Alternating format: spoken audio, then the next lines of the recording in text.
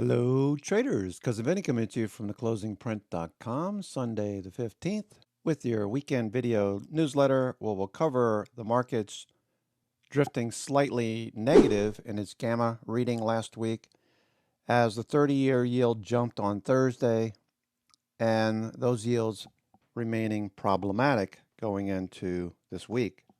In addition, the call wall dropped from 450 on the 11th to 437 by the close on Friday. Therefore, we're looking for a more bearish development starting off on Monday. There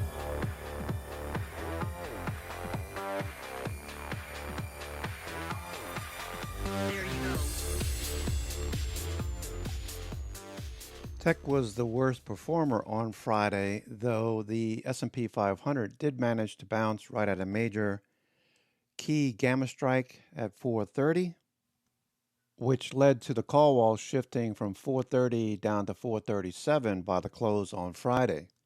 In addition, with a ton of puts here at 430, that's more supportive for price action as we near or go in the money. Some of those traders will take profits. That turns into a more bullish tailwind, something we'll be watching for on Monday. RSI is back below 50.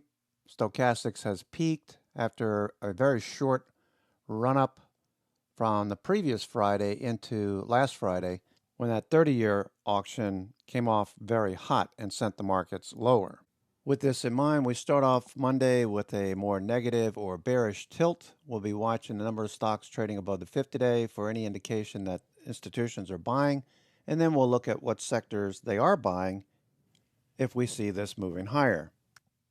Given the way energy finished last week, we'd expect that these stocks may follow through on Monday and Tuesday. As the spider sector XLE pushed higher, stochastics turned up, volume picked up as well. Out of the last 6 trading days, only one was bearish, and MACD is turning more bullish.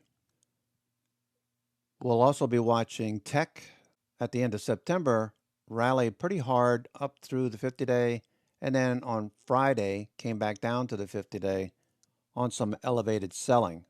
So we'll be watching tech for any kind of weakness and look to energy for leadership. With the number of stocks trading above their 50-day pulling back marginally, we also saw advanced decline back off on the S&P 500 in the top panel, mid caps, small caps, and the NASDAQ, all drifting back below or to zero, giving us a mixed signal and a reason to be more cautious on Monday and Tuesday. As more fear drifted into the markets on Friday, we did see VIX, the volatility index, back off. We have a red signal that's telling us to look for lower highs and lower lows until that changes. With the index closing near the highs put in a couple of weeks ago and threatening a move to the upside in the short term.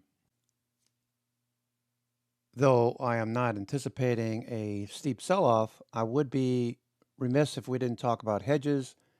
We'd look for these hedges in the bottom of the watch list every week for some safety, in addition to the dollar, which remains in a bullish trend, looking for higher highs.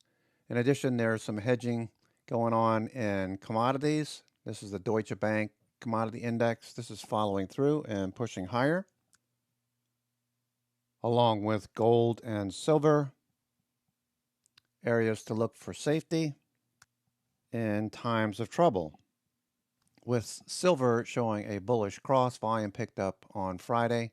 We do have a little bit of resistance overhead, but it's another area it looks like traders are positioning for safety. With gold mini shares back above the 50-day, closing above the 200-day on Friday.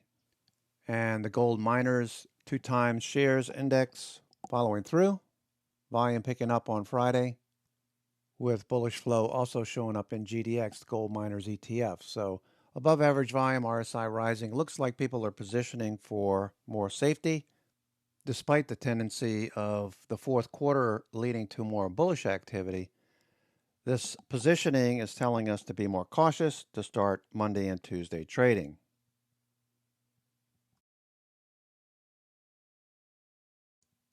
For this week, the IBD 50 has fewer candidates, with stocks showing relative strength from multiple sectors and stocks that showed up on a bullish scan rounding out the list.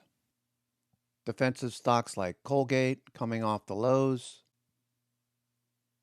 with MACD and stochastics turning, volume picking up on Thursday and Friday. Price action just below the 50-day moving average. Potential for a move back up to the 50-day if safety becomes a concern this week. Gaming stocks like Light & Wonder, which used to be called Scientific Games, pushing higher off of the 100-period moving average back above the 50-day. Volume picked up on Friday. MACD and stochastics rising, with RSI back above 50, with the company beating consensus estimates by 209% in its last report in August, while the company's earnings grew 20% year over year. Stocks like McKesson in the medical devices and pharmaceutical industry groups continues this bullish trend. RSI is embedded.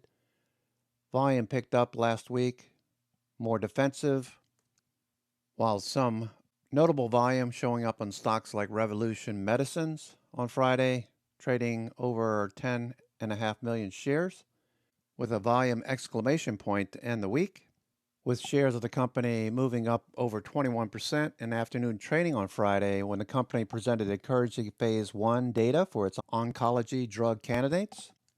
At the same time, Novo Nordisk followed through last week, a candidate we've been watching and trading for the last couple of weeks.